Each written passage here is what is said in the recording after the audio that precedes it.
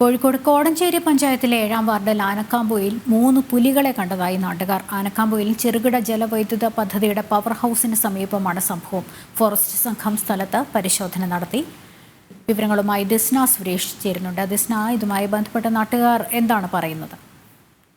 ലക്ഷ്മി, ഒരു വൈകുന്നേരം 6:30യോടെയാണ് കോഴിക്കോട് കോടഞ്ചേരി പഞ്ചായത്തിലെ ആനക്കാംപൊയിലിൽ പുലികൾ ഇറങ്ങിയതായി പറയപ്പെടുന്നത്. ചെറുകിട ജലവൈദ്യുത പദ്ധതിയുടെ പവർ ഹൗസിന് സമീപമാണ് പുലികളെ കണ്ടെത്തിയത്.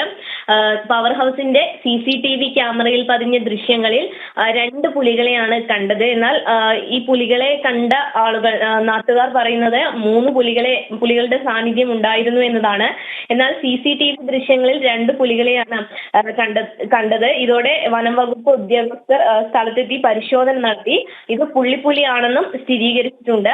ആശങ്ക വേണ്ടെന്നും പുലികൾ പവർ ഹൗസിന് സമീപത്തെ കാട്ടിലേക്ക് പോയിട്ടുണ്ട് എന്നാണ് ഇപ്പോൾ വനം വകുപ്പ് അധികൃതർ വ്യക്തമാക്കിയിരിക്കുന്നത്. എന്തായാലും പ്രദേശത്ത് ജാഗ്രതാ